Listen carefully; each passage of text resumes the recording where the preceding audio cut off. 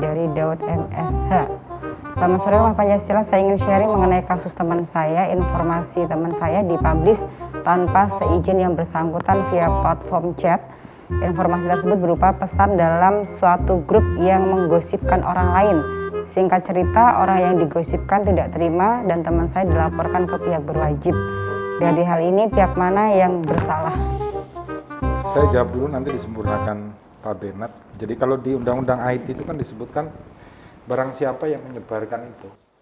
Orang menggosip, berbicara sesuatu antara teman, kalau hanya teman, satu dengan yang lain itu tidak menjadi masalah. Tetapi kalau itu dibicarakan di dalam grup, maka itu masalah. Memenuhi unsur tindak pidana pencemaran nama baik. Karena itu disampaikan di muka umum, baik tertulis maupun secara langsung, dalam hal ini melalui chatting di dalam grup ya, yang kemudian mungkin difoto, di screen out ya namanya mungkin ya, kemudian dikirimkan kepada yang digosipkan itu, maka ini sudah masuk pencemaran nama baik. Ketika ternyata yang dituduhkan itu tidak benar. Tapi kalau yang dituduhkan itu benar, bukan pencemaran nama baik. Masuk, Undang-Undang IT masuk. Oke. Dia merujuknya nanti pasal 310 KUHP. Gosip bergosip. Yang real menggunakan itu apa namanya? Chatting. Alatnya dia ya. Nah, kan dia nggak tahu kalau nggak salah itu ya. Iya.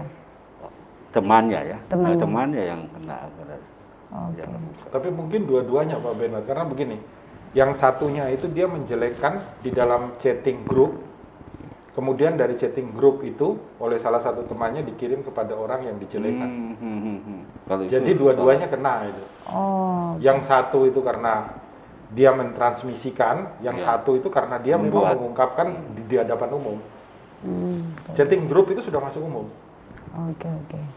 Dan jika dilaporkan sudah ranahnya. Sudah masuk, kecuali antar pribadi ya, dia cerita, saya cerita dengan Mbak Irna berdua, kemudian Mbak Irna yang kirimkan ke orang lain atau dipublikasikan, Mbak Irna yang kena. Oke, iya. Sudah masuk pidana ranahnya karena itu publik.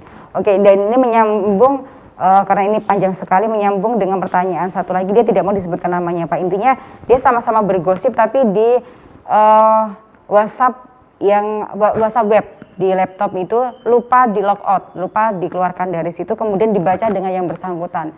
Dari situ mereka foto, mereka copy semua, kemudian di-share di media sosialnya dia dan menjelek-jelekan orang yang menggosipkan. Nah itu bagaimana?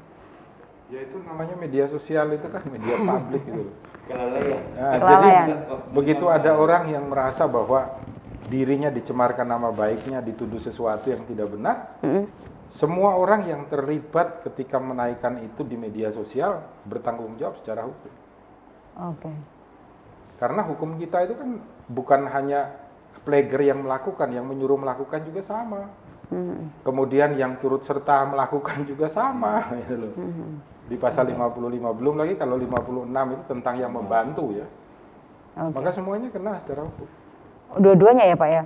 Nah ini kan ditanyakan ketika dia mencuri informasi tadi kemudian disebarkan, dia sendiri merasa dirugikan yang bergosip tadi. Karena orang-orang yang bergosip itu disebarkan sama orang yang di bawah.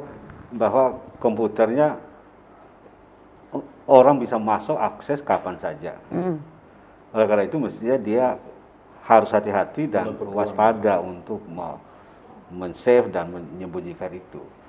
Ketika dia biarkan begitu saja, itu sudah kealpaan, itu bisa. Kelalaian, hanya hukumannya lebih ringan ya Pak Bernard. Tetapi bukan kena. kesengajaan tapi tetap betul. Oke, berarti ini bisa dua-duanya kena Pak kalau Bisa misal kena. kondisi seperti ini. Oke, buat ini sudah dijawab karena dia tidak mau di-share semuanya Pak untuk informasi.